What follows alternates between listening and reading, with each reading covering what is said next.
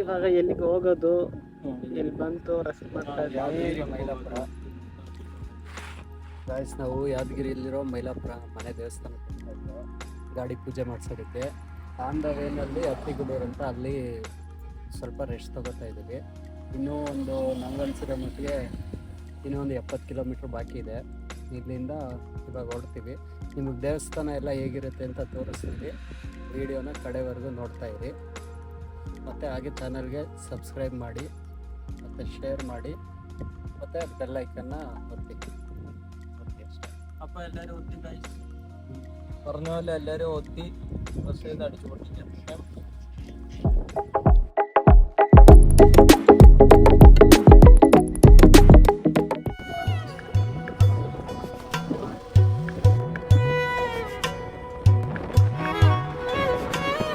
തെൻകിഴക്ക് തേൻ സിട്ട് ചെമ്പരുത്തി പൂമുട്ട് ചെല്ലം കൊഞ്ചുതേ താലാട്ട്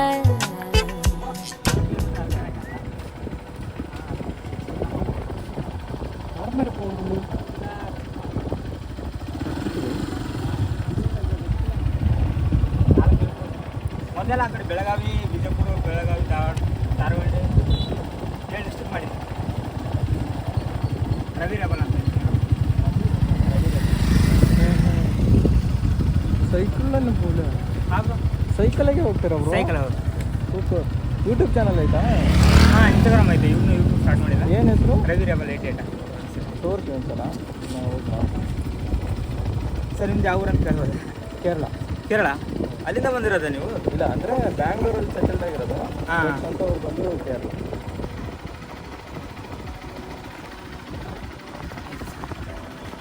ಓಕೆ, ರವಿ. ಇವಾಗ ಯಾವ ಕಡೆ ಹೋಗ್ತಿದ್ದೀರಾ? ಇಲ್ಲಿಂದ ನೆಕ್ಸ್ಟ್ ಸುರ್ಪುರ, ಅಲ್ಲಿ ಅಷ್ಟೇ ಆಗೋದು. ನೆಕ್ಸ್ಟ್ ಆ ಕಡೆ ಚಿತ್ರದುರ್ಗ ರೋಡ್. ಇಲ್ಲಿಂದ ಚಿಕ್ಕಮಂಗ್ಳೂರು ಹೋಗಕ್ಕೆ 12 ದಿನ ಬೇಕು. ಚಿಕ್ಕಮಂಗ್ಳೂರು ಹೋಗ್ತಿದ್ದೀರಾ? ಅಲ್ಲಿಂದ ಚಿಕ್ಕಮಂಗ್ಳೂರು, ಅಲ್ಲಿಂದ ಮತ್ತೆ ಅಲ್ಲಿ 29 ಪ್ಲೇಸಸ್ ಇದೆಯಲ್ಲ, ಅಂದರೆ 30 ಡೇಸ್ ಬೇಕಾಯ್ತು. Okay. Tamil Nadu side. Thank you. Okay.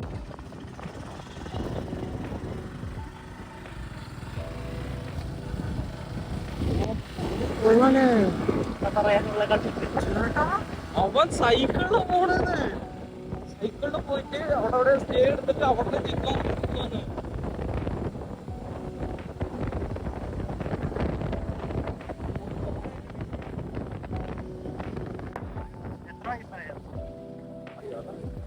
അവനെ പക്ഷെ അവനെ ഇതിട്ടാ, ഇത് വീഡിയോ എടുത്തട്ടാ.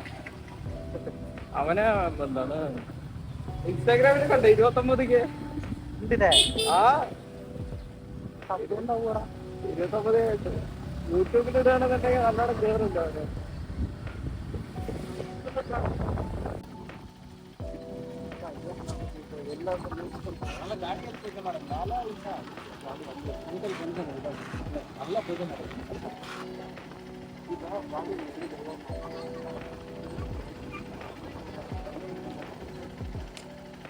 അങ്ങനെ നമ്മൾ അമ്പലത്തിൻ്റെ താഴെ വരെ എത്തിയിട്ടുണ്ട്. ഇനി ഇവിടെ ഒരു വെള്ളത്തിൻ്റെ എന്തോ ഒരു സംഭവം ഉണ്ട്. അവിടെ കുളിച്ചിട്ട് ഒക്കെയാണ് പോകണമെന്ന് പറഞ്ഞത്. നമ്മൾ വീട്ടിൽ നിന്ന് കുളിച്ചിട്ട് വന്നത്. അപ്പോൾ വെറുതെ ഒന്ന് കാല് കഴുകിയിട്ട് നേരെ അമ്പലത്തിലോട്ട് പോകാനുള്ള പ്ലാനിലാണ്. അപ്പോൾ തൽക്കാലം വണ്ടി ഇവിടെ നിർത്തിയിട്ട് അമ്പലത്തിൽ പോയിട്ട് അവിടെ എന്തോ പൂവും കാര്യങ്ങളൊക്കെ അവിടെ പൂജ ചെയ്തിട്ട് പിന്നെ താഴെ കൊണ്ടുവന്നിട്ടാണ് പിന്നെ വണ്ടി പൂജ ചെയ്യണമെന്നൊക്കെയാണ് പറഞ്ഞത്. അപ്പോൾ നോക്കാം എന്തായാലും. നല്ലൊരു മോട്ടിവേഷൻ കിട്ടിയിട്ടോ വരുമ്പോൾ. സൈക്കിളിൽ അത്രയും സ്ഥലങ്ങൾ 29 സ്ഥലം കണ്ട് കറങ്ങാനായിട്ട് പോവാന്ന്. കൊള്ളാം, അടിപൊളി ചെറുക്കൻ, കുറച്ച് പരിചയപ്പെടാനുണ്ടാവനെ. അപ്പോൾ നോക്കാം നമുക്ക്. ഇപ്പോൾ അമ്പലത്തിലോട്ട് കയറാനുള്ള പരിപാടി നോക്കാം. അപ്പോൾ ഇവിടുത്തെ നല്ല എല്ലാ അമ്പലത്തിലും അങ്ങനെ തന്നെ, നാട്ടിലും അങ്ങനെ തന്നെ. പുറത്തുനിന്ന് അമ്പലത്തിൽ പോകുമ്പോൾ എല്ലാവരും കഴിഞ്ഞിട്ട് അവിടെ ഉള്ളവർ കുറേ പേര് കുളിച്ചിട്ടൊക്കെയാണ് കയറണം. നമ്മൾ വെറുതെ കൈകാലും നനച്ചിട്ട് കയറാം. രാവിലെ വീട്ടിൽ കുളിച്ചിട്ട് പൂജയൊക്കെ ചെയ്തിട്ട് പറ്റില്ല.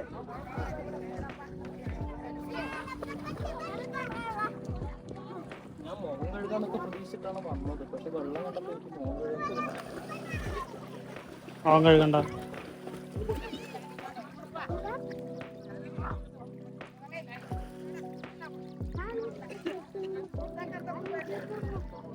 അത്ര തന്നെ കഷ്ടപ്പെട്ടിട്ടുണ്ടെങ്കിൽ ഞാൻ ഈ വെള്ളത്തിൽ മുഖം കഴുകുന്നില്ല. അപ്പം ഞാൻ കയ്യും കാലും മാത്രം കഴുകുന്നത്. ഇപ്പം മുഖം കഴുകാൻ തോന്നുന്നില്ല വെള്ളം കൊണ്ട്. അപ്പോൾ ശരിയാണ്, ഇനി അമ്പലത്തിലോട്ട് നടക്കാം.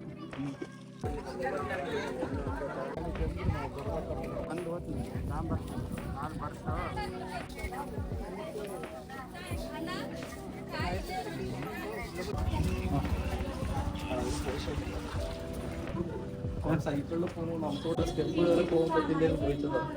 പക്ഷേ അവിടെ നല്ലോണം സ്റ്റെപ്പ് ഉണ്ട്. അപ്പുറത്തെങ്ങാനും വെയിലുണ്ടെങ്കിൽ കാല് പൊള്ളുണ്ട്. ഞാൻ അവിടെ വരുമ്പോൾ കാല് പൊള്ളിയായിരുന്നു. അപ്പം എന്തായാലും നമ്മളിത് പൂജ സാമാനങ്ങളൊക്കെ വെച്ചിട്ട് കയറിക്കൊണ്ടിരിക്കുകയാണ്. So let's go guys. പിന്നെ ഞാൻ കയറി പോവാം അമ്പലത്തിലെത്താം. പക്ഷേ വേറെ ഒരു പ്രശ്നമുണ്ട്.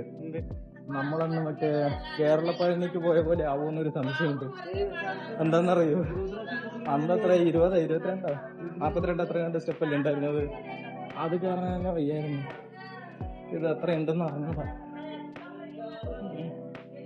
എനിക്ക് കയറേണ്ടി വരുന്നു അമ്പലം. ഇതല്ലേ അമ്പലം? ഞാൻ ഇത് കുറയണ്ടെന്ന് വിചാരിച്ചു. കുഴപ്പമില്ല, സിമ്പിളായിട്ട് കയറി കഴിച്ചു. ഇതൊക്കെ നമുക്ക് എന്ത് എത്തിക്കഴിഞ്ഞു.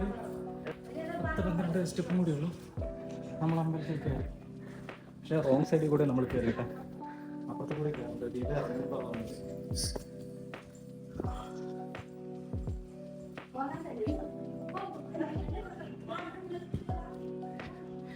നമ്മൾ അമ്പലം എത്തിന്ന് കരുതി, പക്ഷെ മുകളിലേക്ക് വീണ്ടും കയറാണ്ട്. ഇനിയുണ്ടോ? അറിയില്ല കേട്ടോ. പക്ഷെ ക്യാമറ എവിടെ വരെ കൊണ്ടുപോകാൻ പറ്റുമെന്ന് അറിയില്ല. ക്യാമറ എല്ലാവർക്കും ആലോചിച്ച് ഇല്ലല്ലോ, അതായത് റോഡ് അല്ലോ ഇല്ല. ഇവിടെയൊക്കെ ക്യാമറ അലോഡാണ്. ഒന്നും എഴുതി വെച്ചിട്ടില്ല. ഫോട്ടോ എടുക്കാം. ഇനിയുണ്ട്, അങ്ങ് മേലെ കയറിപ്പോണം.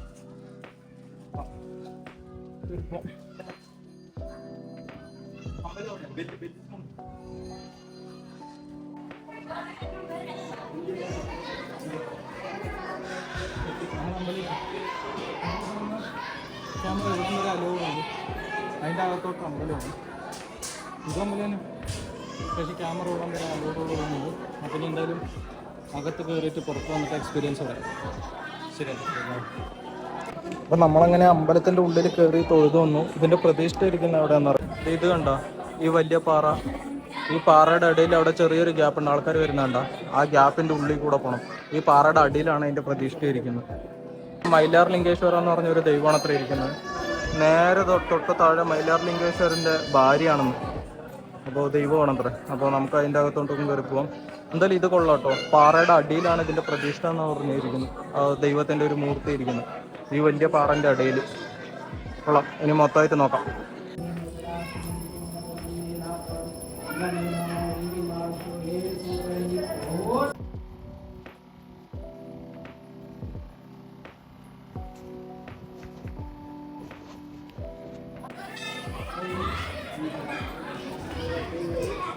ഭക്തിയോടെ പോയിന്റ് നിർത്തി വെച്ചേക്കണ.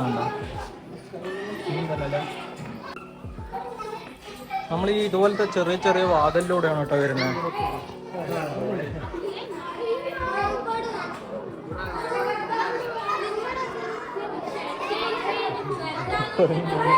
നമ്മൾ ഇതുപോലത്തെ ചെറിയ ചെറിയ വാതിലിലൂടെ വന്നുകൊണ്ടിരിക്കുന്നത്. ഇവിടുത്തെ എല്ലാ ദൈവങ്ങളും ഇരിക്കുന്നത് ചെറിയൊരു ഇടുങ്ങിയൊരു സ്ഥലത്താണ്.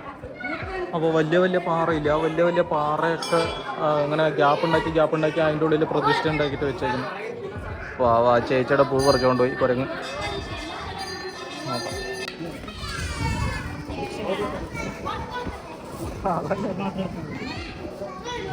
പപ്പടം കഴിച്ചു. ഇവിടുത്തെ പ്രസാദം അറിഞ്ഞുകൂടാ.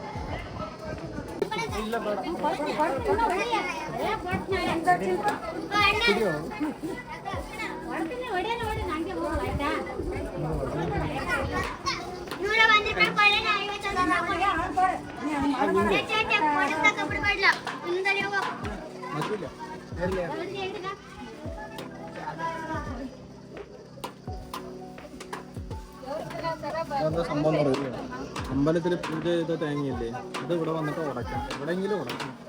ഇത് ഇവിടെ കട പോലെ ഉണ്ടാക്കിയിട്ട് പിള്ളേർ ഉടച്ചിട്ട് 10 രൂപ വാങ്ങുന്ന ഒരു തേങ്ങയ്ക്ക്. അത് നമ്മൾ ഉടയ്ക്കാൻ പാടില്ല, അവർ കൊണ്ട് തന്നെ ഉടപ്പിക്കണം. എന്തൊക്കെ തരം ആചാരങ്ങളല്ലേ. ഫോണ് സൂക്ഷിച്ചോട്ടോ. കുരങ്ങ് നേരത്തെ ഒരു ചേച്ചിൻ്റെ മറ്റേ പൂവൊക്കെ പൊട്ടിച്ചുകൊണ്ട് പോയില്ലേ, അതുപോലെ കുരങ്ങാന്നിട്ട് ഫോൺ കൊണ്ടുപോകണ്ട. ഫോൺ കൊണ്ടുപോയിട്ട് ഉപകാരമില്ല. അപ്പോൾ നമ്മളങ്ങനെ തൊഴുതിറങ്ങി എല്ലാം ചെയ്തു. പക്ഷേ എന്താണെന്ന് പറഞ്ഞാൽ മെയിനായിട്ട് ഇവിടെ ദൈവങ്ങളൊക്കെ മെയിനായിട്ട് ദൈവങ്ങളുള്ളതെന്ന് പറഞ്ഞാൽ ഈ വലിയ പാറകളുടെ ഗ്യാപ്പ്, ചെറിയ ഗ്യാപ്പ്, ആ പാറിനെയൊക്കെ ഇങ്ങനെ ഓട്ടയിട്ട് ഇതാക്കിയിട്ട് അതിൻ്റെ അകത്തൊക്കെയാണ് ദൈവത്തിൻ്റെ വിഗ്രഹങ്ങളും കാര്യങ്ങളൊക്കെ ഇരിക്കുന്നത്. എന്തായാലും നൈസായിട്ട് നമ്മൾ തൊഴുതിറങ്ങിയിട്ടുണ്ട്. അപ്പം ഇനി നോക്കാം, താഴെ പോയിട്ട് വണ്ടിയൊക്കെ പൂജ ചെയ്തിട്ട് നേരെ നമ്മൾ ഇറങ്ങുന്നതായിരിക്കും. അപ്പോൾ താഴെ പോയിട്ട് ഇനി വണ്ടി പൂജ ചെയ്യാം.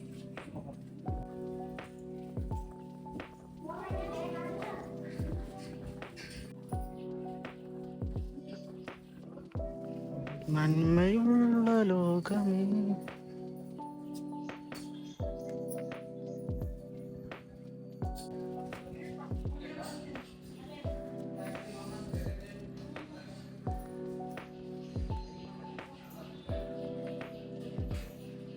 വയസ്സായിട്ട് സ്റ്റെപ്പ് കയറുമ്പോൾ ബാഗ് പിടിക്കാൻ പറ്റാണ്ട് അവിടെ കൊണ്ടുപോയി വയ്ക്കുമെന്ന് ചോദിച്ചു. ഞാൻ അവിടെ കൊണ്ടുപോയി തിരിച്ചു വരുമ്പോൾ നമുക്ക് പുണ്യം കിട്ടും നമുക്ക് പറയും.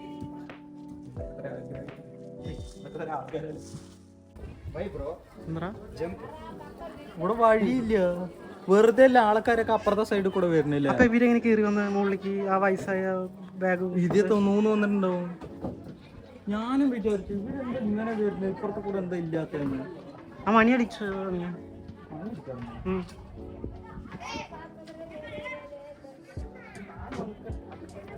കാല് കൊള്ളുന്നു, ഇതന്നെ നിന്ന് പോവാ. ഞാനും വിചാരിക്കുന്നത് ആൾക്കാരൊക്കെ ഇപ്പുറത്തെ സൈഡിൽ കൂടെ ഒറ്റ സൈഡിൽ കൂടെ അല്ല പോകുന്നത്. ഇവിടെ അടച്ചിട്ടായിരുന്നു, ഇവിടെ വഴിയില്ല. മണി അടിക്കും. മണി അടിക്കണം.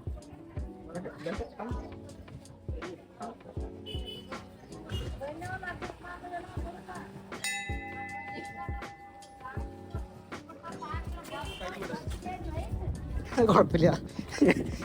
ചാടി ഇങ്ങനെ അടിച്ചിട്ട് ഇങ്ങനെ വരാൻ പറ്റും. കൈ അടിച്ച് ഇങ്ങനെ കൈ ഇതാകും. കയ്യിൽ കൊണ്ട് സാരമില്ല.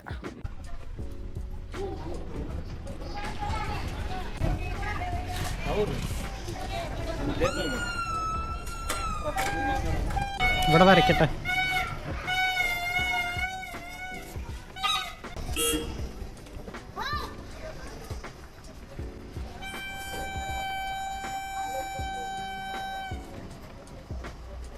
അപ്പോൾ നമ്മൾ അമ്പലത്തിൽ വന്നു, അമ്പലത്തിലൊക്കെ എഴുതിയിറങ്ങി. അപ്പോൾ അവൻ പുതിയ വണ്ടി ആയതുകൊണ്ട് അവൻ പൂജ ചെയ്യണമെന്ന് പറഞ്ഞു. അപ്പോൾ നമ്മുടെ വണ്ടി ഒന്ന് പൂജ ചെയ്തേക്കാന്ന് വിചാരിച്ചു. അപ്പോൾ അവിടുത്തെ ഒന്ന് പൂജ ചെയ്ത് നാരങ്ങ വെച്ച് നാരങ്ങൻ്റെ മുകളിൽ ഉപയോഗിച്ചിട്ട് ഒരു തേങ്ങ ഉടയ്ക്കും. മനസ്സിൽ പ്രാർത്ഥിച്ചിട്ട് ഒരു തേങ്ങ ഉടയ്ക്കും. പുള്ളിയല്ലേ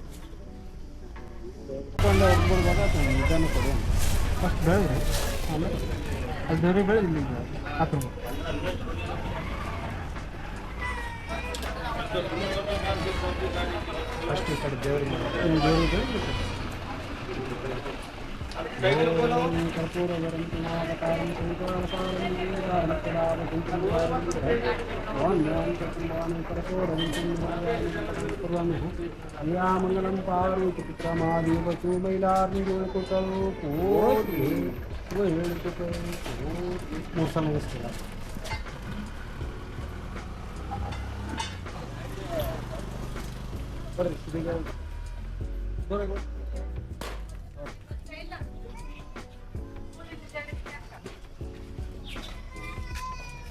वाटर नाल्ಕು वाटर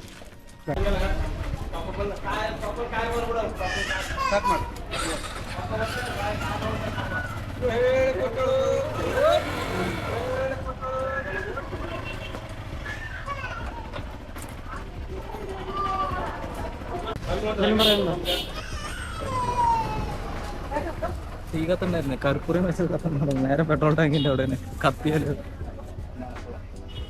കഴിഞ്ഞോ? നമ്മുടെ ವண்டிയുടെ ಪೂಜೆ അങ്ങനെ കഴിഞ്ഞಿട്ടുണ്ട്. ಆರೆಗಡೆ ಮುಳುಗು ಪೂಜೆ ಹಾಯ್, ಎಲ್ಲ ಪೂಜೆ ಎಲ್ಲ ಆಯಿತು. ಇನ್ನೇನು ಹೊರಡದೆ ಕೆಲಸ. ಇಲ್ಲಿ ಸ್ವಲ್ಪ ಮುಂದೆ ಎಲ್ಲಾದರೂ ನಿಂತ್ಕೊಂಡು ಫುಲ್ ಟಯರ್ಡ್ ಆಗಿದ್ದೀವಿ. ಸ್ವಲ್ಪ ರೆಸ್ಟ್ ಮಾಡಿಬಿಟ್ಟು ಹೊರಡ್ತೀವಿ.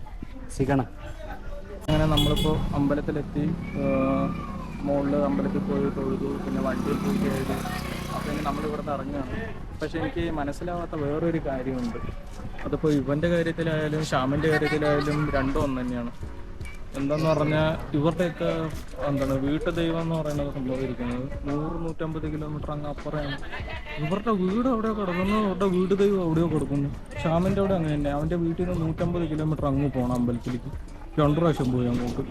ഇവിടെ വന്നപ്പോൾ ഇവൻ്റെ വീട്ടിൻ്റെ അവിടെ നിന്ന് 100-150 കിലോമീറ്റർ ഇപ്പുറം. എന്തുകൊണ്ട് എങ്ങനെയാണെന്ന് അറിയില്ല. നമ്മുടെ വീട്ടിലൊക്കെ അടുത്തായിരുന്നു അല്ലേ, എത്ര 10-20 കിലോമീറ്റർ സറൗണ്ടിങ്ങിലാണ്.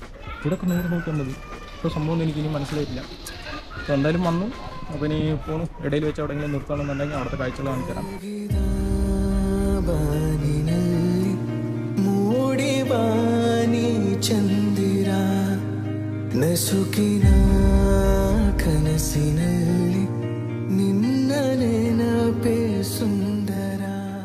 നമ്മൾ അമ്പലത്തിൽ പോയിട്ട് വീട്ടിലോട്ട് തിരിച്ചൊന്ന് ഫുഡൊക്കെ കഴിച്ചൊന്ന് കിടക്കാമെന്ന് വിചാരിച്ചതാണ്. അപ്പോൾ ഒരു സാധനം കാണിച്ചായിരുന്നു, വേണ്ട നേരെ തൊട്ട് താഴെ വന്നിട്ട് സൗണ്ട് ഉണ്ടാക്കുന്നു. എന്ത് ചെയ്യണതിന്?